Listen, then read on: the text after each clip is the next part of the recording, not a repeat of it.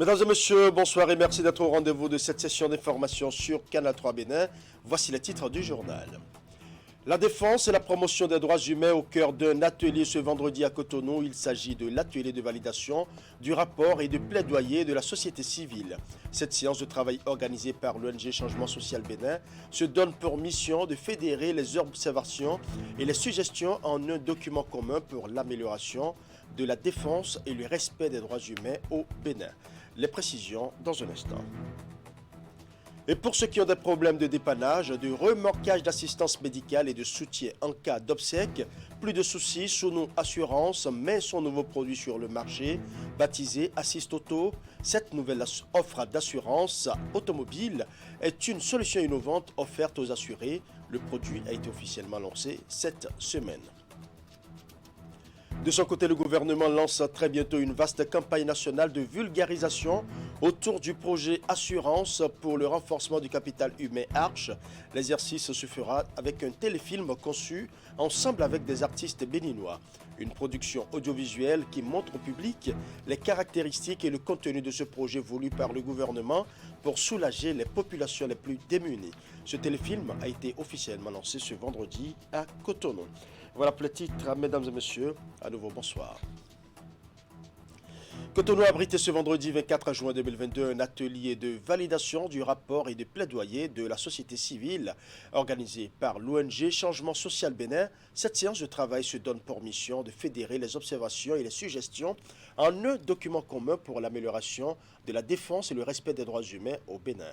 Retour sur les temps forts de cet atelier dans le reportage que je vous invite à suivre. L'amélioration des conditions pour un meilleur respect des droits humains au cœur de cette séance de travail. Ensemble, les différents acteurs œuvrant pour la promotion des droits de l'homme se retrouvent pour donner la touche finale au rapport alternatif de la société civile, un examen périodique universel qui se veut un plaidoyer national.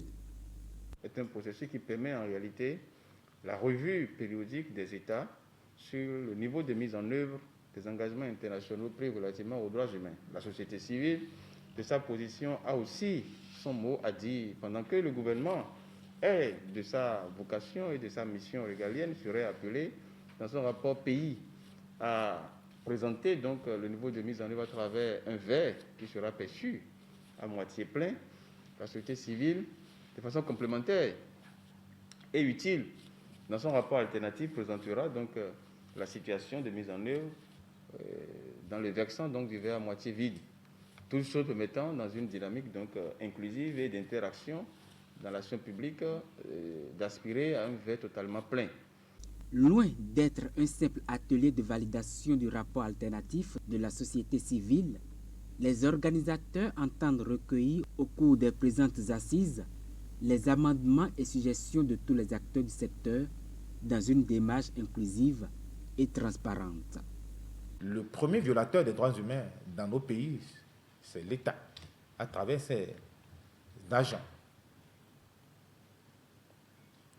Et donc, l'INDH du Bénin, depuis son installation, le 28 décembre 2018, fait son chemin et bon, de faire en sorte que les droits humains soient une réalité dans notre pays, aux côtés de notre État, pour qui nous sommes conseillés. C'est pourquoi, depuis 5 ans, nous avons mis en place ce groupe de travail de la société civile qui travaille à fédérer les énergies, fédérer les préoccupations, pour que nous parlions d'une même voix à travers un document unique valant rapport alternatif de la société civile. Changement social et tous ses partenaires ont accepté jouer leur partition en matière de promotion, de protection et d'amélioration de la situation des droits de l'homme dans ce pays. Je prends toute la mesure de la détermination, de leur volonté à accompagner l'État dans cette tâche qui n'est pas une tâche facile. Conviés pour la circonstance, tous les acteurs et toutes les structures intervenant dans la promotion et la défense des droits humains prennent la mesure de la situation.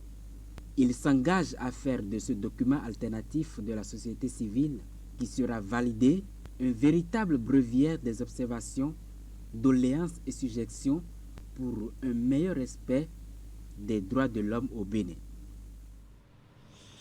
Et pendant ce temps, les députés prennent part quant à eux aux travaux de la session d'orientation des parlementaires du Bénin sur le plaidoyer et le suivi budgétaire en faveur de l'élimination du paludisme.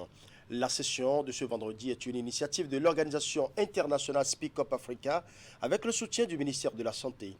L'objectif est d'engager désormais le Parlement dans la lutte pour solliciter l'augmentation des ressources afin de mener à bien ce combat. Idrissou Boukari pour plus de précisions.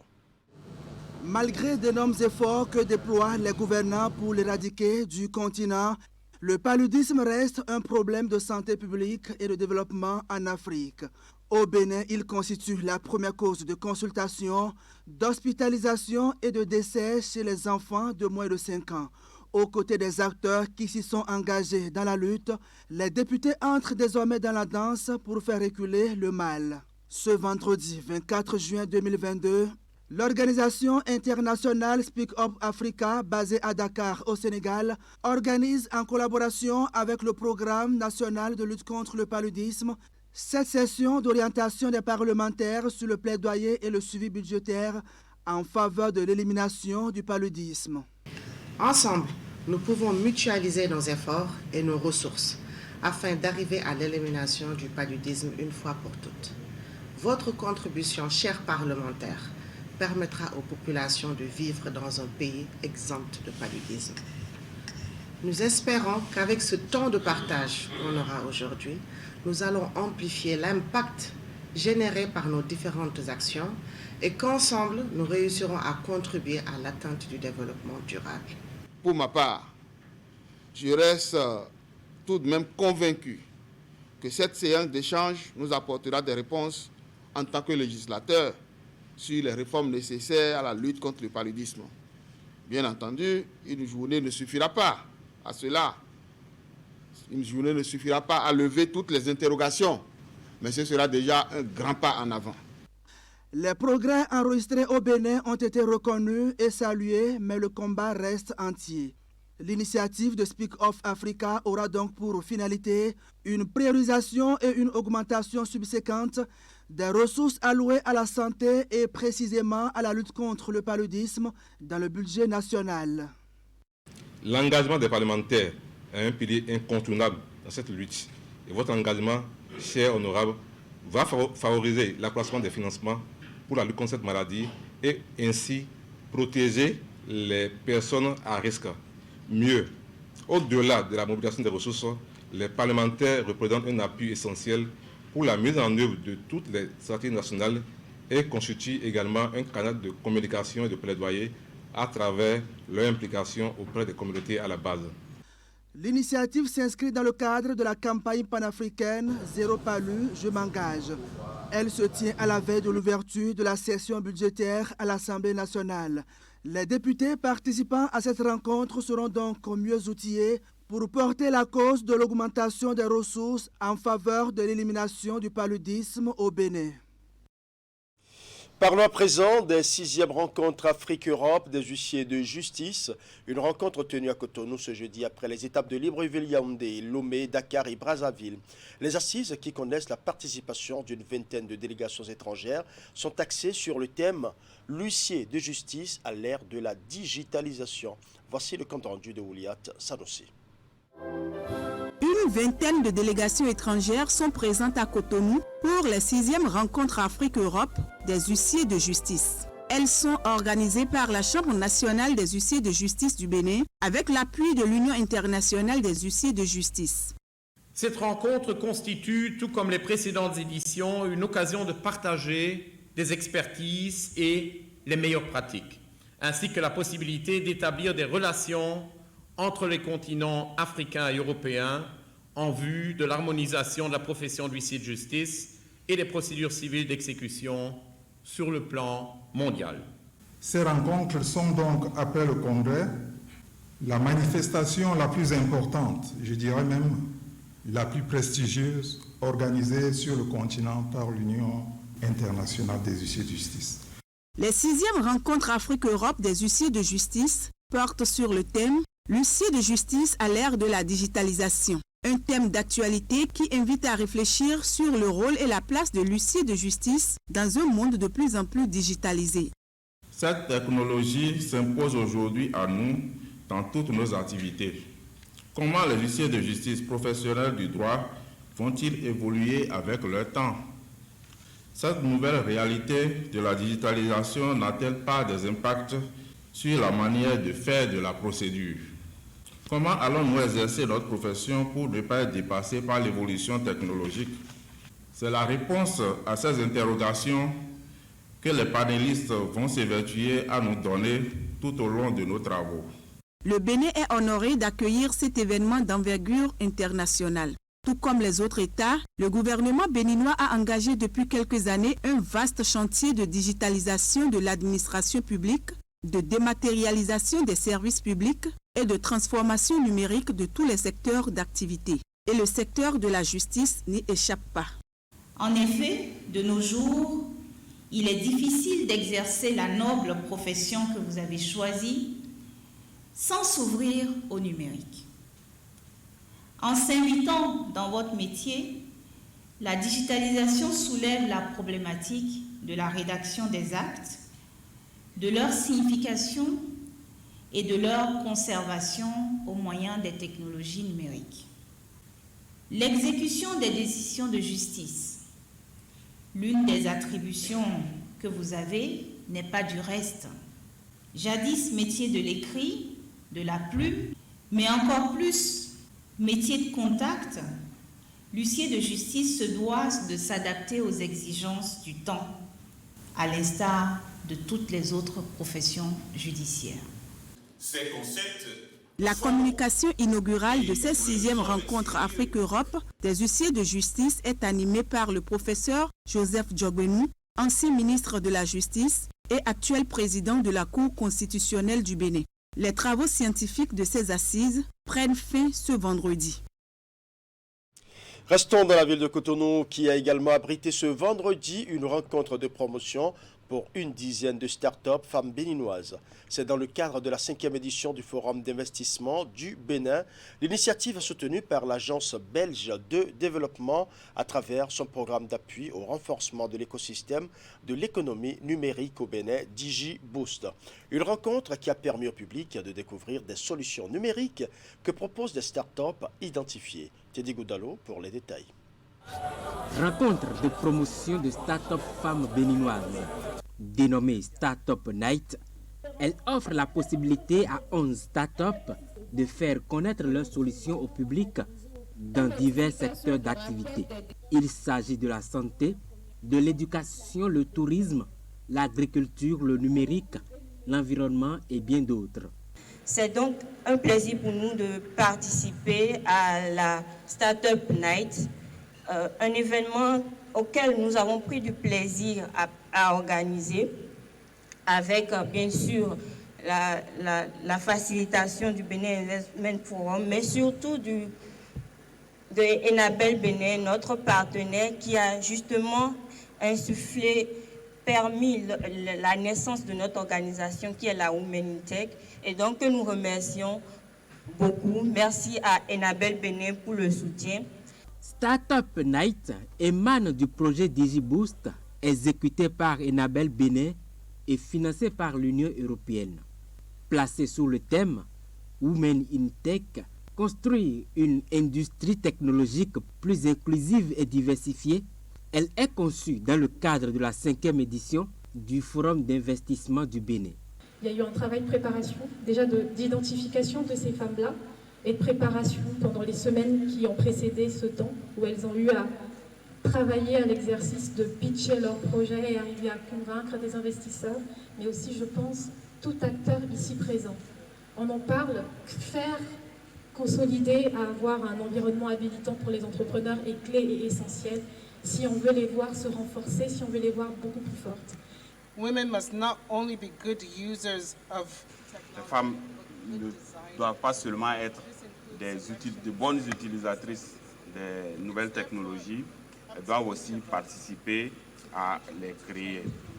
Donc il revient à chacun d'entre nous de jouer sa part en contribuant au changement de mentalité. At MTN, chez MTN, nous mettons un point d'honneur à accélérer l'inclusion des filles et des femmes dans le numérique. Cela part de notre politique de recrutement. Nous avons un focus particulier sur les compétences féminines. Equal employment and career opportunities in this field. Cette soirée spéciale offre ainsi à ces startups féminines des opportunités de partenariat avec plusieurs entreprises publiques et privées. Assist Auto, c'est le nom du tout nouveau produit que Sono Assurance met sur le marché pour le bonheur de ses assurés. Cette nouvelle offre d'assistance automobile est une solution innovante de dépannage, de remorquage, d'assistance médicale et de soutien en cas d'obsèque. Le produit a été officiellement lancé cette semaine au siège de Sono Assurance à Kadiaou, à Cotonou. C'est un reportage signé Idrissou Boukari. En réponse aux besoins de ses clients, Sono Assurance lance un nouveau produit sur le marché.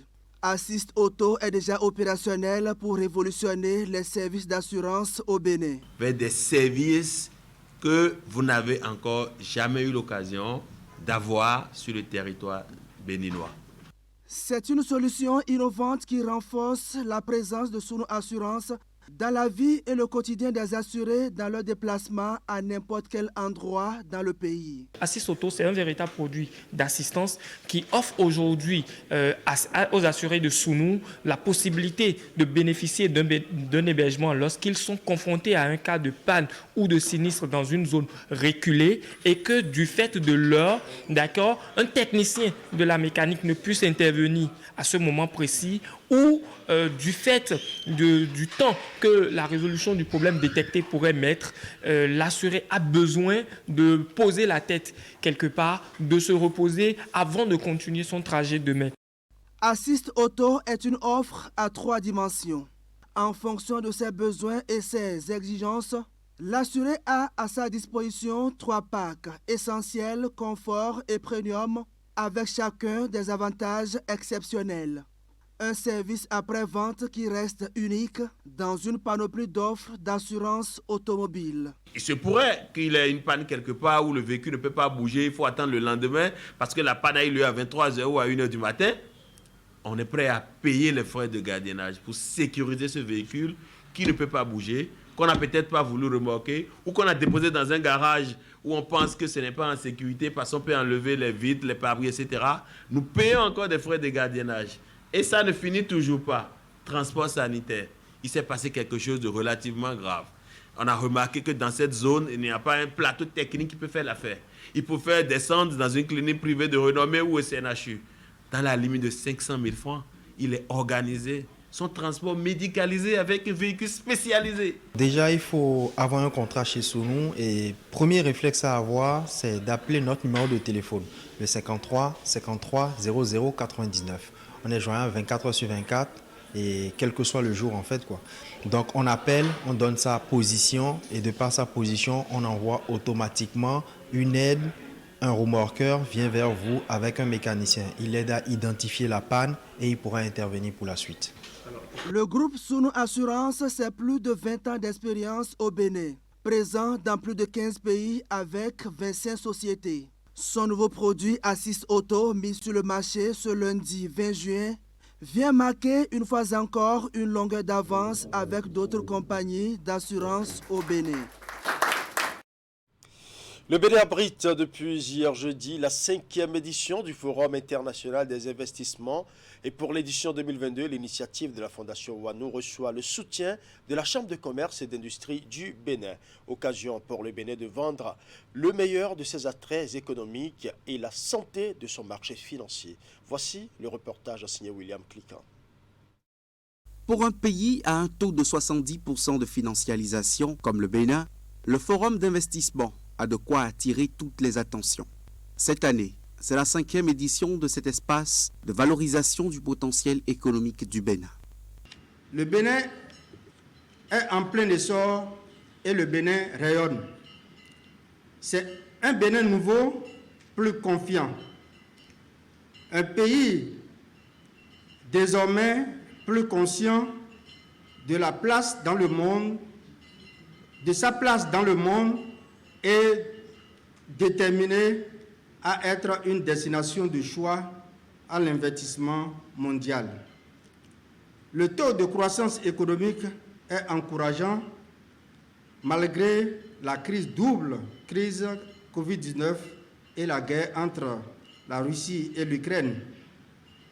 Distingués invités, je ne saurais terminer mes propos sans remercier une fois encore les organisateurs de ce forum et toutes les parties prenantes. Différents responsables de structures privées, pourvoyeurs d'opportunités et institutions financières nationales et sous-régionales se sont succédés au pupitre. Tous les secteurs d'activité sont abordés et chacun propose les opportunités de son domaine. Le ministère des Affaires sociales présente les enjeux du microcrédit à la FIA. Au tourisme, Jean-Michel Abimbola vend les mérites de l'environnement béninois, propice à l'implantation de plusieurs groupes internationaux déjà pour des projets novateurs. L'Agence de promotion des investissements et de l'exportation APIEX ne pouvait manquer à ce rendez-vous. Son directeur général convainc l'assistance de la célérité qui caractérise désormais le monde des affaires au Bénin depuis quelques années. Et autour de Sipi Bénin SA, emmené par l'Etondi Béton, de présenter le Bénin en voie de devenir un hub industriel grâce à la zone économique spéciale de Golo-Dibézé qui sort de terre. Plusieurs autres acteurs de l'économie vont venir après. Tous dans le seul but d'afficher l'ambition claire du Bénin de changer les anciennes données en mettant un accent sur la promotion de l'industrie locale. Ceci à travers la transformation sur place des produits issus de l'agriculture au pays. Le Forum international des investissements du Bénin est organisé par la Fondation Wanou. Alors à présent dans la commune de Parakou et plus précisément au siège de l'Agence territoriale de développement agricole ATD à Pôle 4 qui abrite depuis ce jeudi une formation sur les bonnes pratiques en matière de cueillette, de traçabilité et de commercialisation de la mangue. C'est une initiative de la Fédération nationale des producteurs de mangue FENAPROM Bénin avec le soutien du programme d'appui au secteur du développement rural PASDER. Prennent part à cet atelier qui dure jusqu'au mardi 28 juin prochain les jeunes et les femmes à professionnaliser, mais aussi des producteurs de ce fruit. Jacques Degbé pour le compte rendu. Améliorer l'employabilité des jeunes et des femmes et contribuer à la promotion des bonnes pratiques en matière de cueillette, de traçabilité et de commercialisation de la mangue, c'est tout le sens de cet atelier de formation qu'organise la Fédération nationale des producteurs de mangue, FENAPROM Bénin en abrégé. En clair, il est question de former ces hommes et femmes sur la technique de pistage afin de leur permettre d'augmenter aussi bien quantitativement que qualitativement le rendement de leur plantation. Les producteurs sont confrontés à d'énormes difficultés. La non-maîtrise de l'itinéraire technique de la production de mangue, les problèmes de protection contre les mouches de fruits et surtout les autres parasites, les problèmes liés à la commercialisation et la collecte des mangues. C'est dans cette optique de faire face à cette situation que cette formation est à point nommé. La formation est itinérante et concerne les 27 communes des 4 départements du Nord. Elle dure jusqu'au mardi 28 juin avec à la clé des activités pratiques conduites par 2 experts venus du Burkina Faso. Cette activité que la FENAPROM est en train de mener ce jour est une activité de grande importance pour le PASDER parce que si la mayonnaise prend, c'est qu'on va réduire drastiquement les pertes post-récolte. Sur 15 000 tonnes de potentialité de production annuelle de mangue au Bénin, seulement 2 000 sont commercialisées. Le reste pourrit très souvent dans les plantations. Des statistiques qui prouvent encore plus l'importance de cette formation. Cet atelier auquel vous avez été conviés en tant que participant a pour objectif d'améliorer la connaissance sur les techniques de récolte des mangues tout en professionnalisant les jeunes et les femmes sur les pratiques en matière de cueillette et de commercialisation de mangue au Bénin. Je voudrais, sur cette base, inviter chacun en ce qui le concerne à participer activement à l'animation technique de cet atelier afin que les objectifs poursuivis soient pleinement atteints. Vous ne souffrez d'aucune, je dirais, d'assistance. vous en aurez. Il faut préciser qu'au terme de cette formation, 125 jeunes et femmes à professionnaliser et 125 producteurs seront aguerris dans les 4 départements du Nord. Restons dans la cité de Koboro qui abrite également la première conférence des gestionnaires des ressources humaines au titre de l'année 2022. 2 jours durant, les participants vont réfléchir et faire des propositions pour trouver des solutions à la situation des retraités du ministère de la décentralisation et de la gouvernance locale. Retour sur la cérémonie de lancement des travaux dans ce reportage. Je vous dis ma joie ce matin parce que je suis content.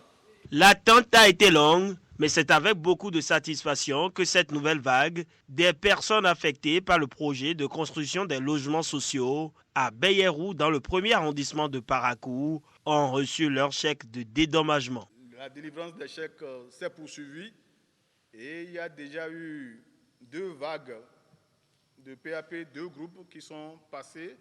Et ce jour, 23 juin 2022, nous avons apporté 118 chèques, n'est-ce pas, à remettre donc aux PAP présentes dans la salle. Au total, à la date d'aujourd'hui, le montant décaissé pour le paiement des PAP s'élève à 782 millions de francs CFA. Les terrains ont été expropriés, donc c'est un projet donc, qui a déjà démarré. Et donc d'ici à là, vous allez voir donc, les immeubles, les logements commencer par sortir de terre.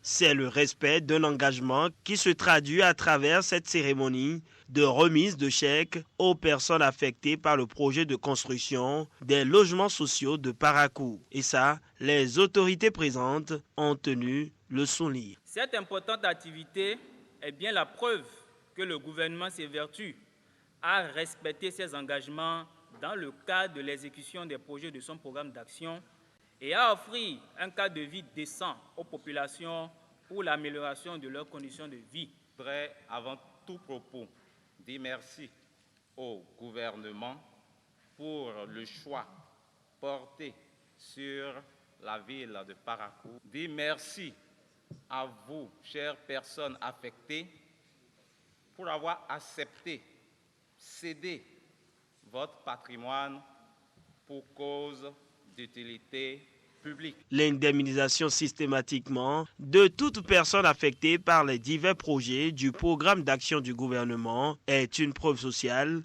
qui suit un processus bien établi. C'est pourquoi les concernés qui ont encore des dossiers irréguliers sont appelés à se mettre à jour. Vous l'avez certainement constaté, vous l'avez suivi, le processus de paiement des personnes affectées par le projet de construction des logements sociaux qui s'est poursuivi. Une nouvelle vague a été prise en compte ce jeudi 23 juin 2022, ce qui porte à plus de 700 millions de francs CFA, le montant déjà débloqué par l'exécutif dans le cadre de cette opération. Eh bien, l'État ambitionne d'organiser une campagne nationale de vulgarisation autour du projet Assurance pour le renforcement du capital humain Arche. L'exercice se fera avec un téléfilm conçu ensemble avec des artistes béninois, une production audiovisuelle qui montre au public les caractéristiques et le contenu de ce projet voulu par le gouvernement pour soulager les populations les plus démunies. Ce téléfilm a été officiellement lancé ce vendredi à Cotonou. Nous allons suivre. Maman bénéficiaire de l'assurance maladie de Arche. Une production audiovisuelle pour servir de support à une campagne nationale de vulgarisation autour du projet Assurance pour le renforcement du capital humain à Arche. On dirait de la magie. Je présente la carte quelque part et aussitôt tout m'est servi. La carte Arche fait vraiment des miracles. Un téléfilm d'une trentaine de minutes qui renferme les caractéristiques et le contenu réel de ce projet conçu pour sauver des vies humaines. Je suis de retour, saine et sauve au sein des miens. Alors que j'étais à 2 doigts de perdre la vie, je suis de retour, saine et sauve devant vous, grâce à cette carte. La carte Arche, un sésame d'accès aux soins de santé primaire sans le moindre investissement. Il est destiné aux pauvres extrêmes. Les pauvres extrêmes, nous en avons sur toute l'étendue du territoire. Après les enquêtes PMT qui ont été réalisées récemment, 1 350 000 environ de pauvres extrêmes dans le Bénin. Ceux qui n'ont pas accès facilement aux soins de santé primaire ceux qui, pour un manque de 1000 francs, de 2000, de 5000, de 10 000, ne peuvent pas se soigner. Des hommes et femmes recensés au cours d'un porte-à-porte dans les ménages organisés dans beaucoup de communes du pays. Et sur le plus du million de personnes recensées, certains ont déjà goûté aux délices de ce projet. J'ai été prise en charge durant mon accouchement et je n'ai rien payé.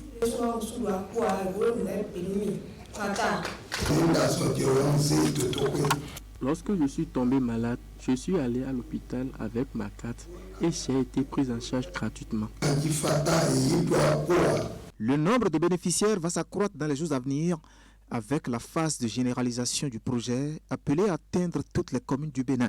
Une phase qui va se faire avec ce téléfilm dont les concepteurs ont prévu une diversité linguistique dans la communication. Ce film a été tourné aussi avec des acteurs locuteurs de langue nationale, de 6 langues nationales que sont le Fon, le Dindi, le Batonou, le Yoruba et le Mina. Donc ce film n'existe pas en doublage, mais des acteurs locuteurs de ces langues ont tourné vraiment. Autour de ce téléfilm, il y a une vingtaine de spots audio et vidéo qui vont envahir au cours de cette campagne de vulgarisation tous les canaux de communication. Initié depuis 2019, le projet Assurance pour le renforcement du capital humain Arche comporte plusieurs volets sociaux dont l'assurance maladie. Ici, le panier des soins renferme plus de 70 pathologies. Un tout nouveau club à Lyon dans le siècle du district 403 A4. Il a nom Lions Club Cotonou Cigogne. Porté sur les fonds baptismaux par le Lions Club Cotonou Émeraude, le nouveau club composé de 15 membres fondateurs entend emprunter les pas du club parrain afin de faire rayonner le district 403 A4. Teddy Goudalo pour plus de précisions. Lions Club Cotonou Cigogne. Voilà le tout nouveau club qui vient de naître au sein du district 403 A4 du Lions Club International. Composé de 15 membres fondateurs, ils prêtent serment et reçoivent les attributs d'appartenance à ce réseau qui œuvre pour le bien-être des populations. En adhérant au Lions Club International, vous rejoignez un réseau pour le bien. Vous mettez en action vos compétences de leader. Vous accédez à un système de soutien global. L'arrivée de la cigogne présage le retour à la vie, à la croyance populaire, attribue donc à l'oiseau le don de porter bonheur à la maison où il fait son nid. Nous voulons contribuer à accroître le bonheur d'être ensemble, le bonheur de servir, le bonheur pour les démunis de jouir de la vie et d'être heureux. C'est un signe pour moi. Je crois que le club Cotonou La Cigogne sera un de ces clubs spécialisés de qualité pour lesquels nous allons construire le district. Une nouvelle aventure commence ainsi dans la vie de ces adhérents qui entendent œuvrer sans relâche à l'image de leur club parrain Cotonou Émeraude qui célèbre conjointement ses 5 années d'existence. Le président sortant saisit l'occasion de cette cérémonie de remise de charte pour dresser le bilan des activités menées. Composition, réalisation et diffusion des clips vidéo pour la lutte contre la toxicomanie et plaidoyer sur les 5 causes mondiales du Club international. Don de kits et de bourses scolaires aux meilleurs élèves de CEG à Tokokodji, don de sang pour dépistage du diabète et de la cataracte, don de vivres au sein des aveugles et embryons de Segbeya, don de vivres aux personnes âgées de la maison des petites sœurs des pauvres de Dokam et autres. Quant au président entrant, il dévoile déjà son programme d'action au profit des vulnérables. Il s'agit de la création d'un Léo Club, un projet que nous avons depuis quelques années et par la grâce de Dieu, ce projet aboutira pour le prochain mandat. Nous allons nous investir dans les 5 domaines d'activité pour pouvoir enrayer complètement, en tout cas, tel que nous le pouvons, la misère aux plus démunis. Autant d'actions visant à faire rayonner le district 403 A4 du Lions Club International. Le Lions Club Cotonou Émeraude étant le parrain de Cotonou Cigogne, la mise en œuvre de ces activités connaîtra sans doute une parfaite réussite. Voilà, ce sera tout pour ce journal. Merci pour votre aimable attention. Bon début de week-end à toutes et à tous.